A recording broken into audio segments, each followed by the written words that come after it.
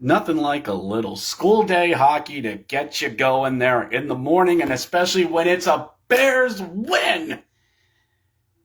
They're up there in Bridgeport in Western Connecticut. Let's talk about it for a brief moment. So this is rapid recap. Hershey versus Bridgeport, a school day game there in Western Connecticut. And, some people may wonder, why doesn't Hershey do these? We have a lot of schools in the region to where, school day game might work. Bring in the Milton Hershey kids. That's for a lot of local you who listen to this. Speaking of listening, new episode of the Grit and Bear It podcast dropped today. Check it out. So, we have a lot of schools in the region. The Central Dublin schools you can ship in, the Susquehannas, your Palmyras, your Susquehannitas. Ship all the kids in. And whatever season ticket holders there show up, and who's ever available to work. Give them 50 cents more an hour for coming in on a day like this. But anyway, school day game, Bears versus Bridgeport. They're in Western Connecticut. And, I'm listening to this. I'm doing the walk around, I'm going to make sure I get back in time to watch this. And Bridgeport ends up scoring 90 seconds in off of a deflection and into the net for the goal. All right. Okay, fine. We started from behind a lot this season, so we'll be all right. Bridgeport's able to tack on another in the period as on a pick play, and they just get the puck into the net. And it's 2-0 Bridgeport as we head toward the intermission until Brendan Solonier says, "I've had enough of all your crap," and just starts throwing it in on a Bridgeport player. Just at first he was giving him the light slaps, yeah, and then finally grabs him and bam, and throws one on New Power. And it was a rather decent fight. Very decent fight for Brendan Solonier. I think he's going to get a good following this season. But into the second we go. And, the second's been the Bears' best period of the season, and it shows as Miro gets a power shot from the circles and scores on Jacob Skaric and makes it 2-1. All right, the Bears are back into this. Power play for the Bears. And hard to believe the Bears have the 6th best power play in the entire league. I know we haven't seen much of it recently, but they have the 5th best, 6th best in the entire league. And while they're not able to get it on the power play, Ethan Frank just shovels one right past Jacob Skaric, right in the 5-0, right in the back of the net, and they score to tie the game at 2. Let's go. Ethan Frank gets his 10th of the season.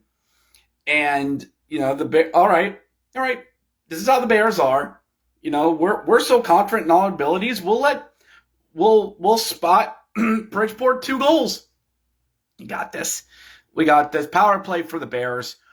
And Bridgeport is able to push Pierre Dubé up against the boards, force a turnover. In comes a Sound Tiger, and they score.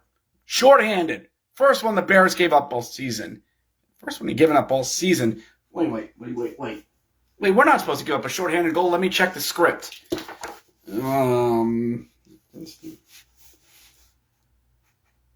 Yeah, they can get a shorthanded goal.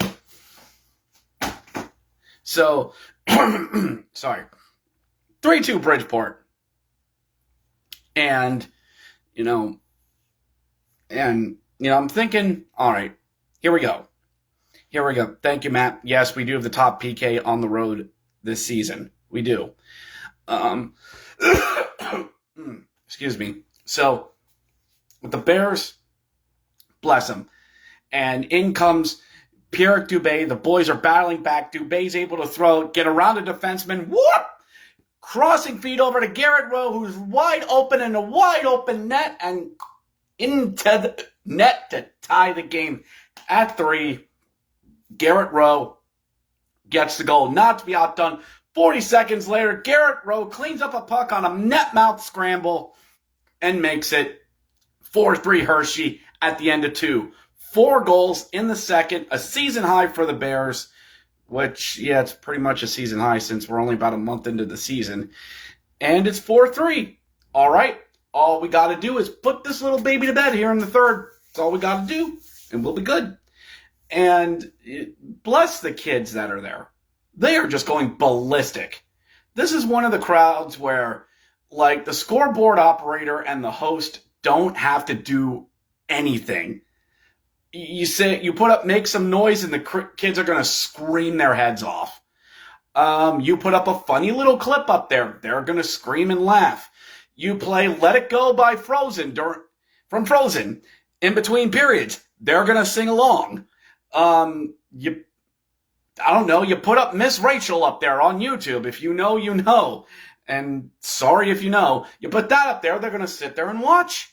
So it's just an easy crowd full of 7,000, mostly students. And again, I think I'd like to see Hershey experiment this just one time. Just one. So into the third. The Bears know they have to play defensively and just really be able to bear down in this period. And thank you to Matt for bringing up on this. Ethan Frank had a penalty shot in the second period, but missed. He is 0 for 2 there on the season. And this from Jesse on the Bears staff, the last Hershey Bear to get multiple penalty shots in the same season, Matthew Perot, 2009-2010, where he went 1 for 2 that season. Yeah, 2 penalty shots in the same season. Frank missed, tried to deke Skaric and just get him to sprawl out and just couldn't get it in. But anyway, unfortunately, Bridgeport's able to score through a screen or a pick play, but Bridgeport scores. We're tied at 4. Crud. All right, we're going to go to overtime on a school day, aren't we? We're going to. And you notice as the period goes along, it starts getting lighter and lighter and lighter in the arena because it's getting around 12:30, 1 o'clock, and they got to get these kids back to school. Unfortunately, got to get them back to school. And I'm sure if that was done here, probably the same thing would happen. And this is a common practice in baseball games that have school day games. You'll have a full stadium in the first inning, and by the 8th inning, nobody will be there because all the kids will be gone. So much so, like if you're at a Senators game and all the kids are out, you'll hear, and here's the 2-1. Oh, that's fouled into the crowd. Doink! And it fell into the seats there on the right field line. 2-2 the count. It's one of those. So later and later it's going. Bridgeport presses late. Gets a couple of good chances on Hunter, but nothing doing. 10 seconds left in the game. Bridgeport wraps it around was it D4 or Ladune there? Completely misses the puck. Goes right to Vincent Iorio. Wrister on the way. Deflected, and it's in! It hit Spencer Smallman and went into the net. 5-4 Hershey with 7 seconds to go.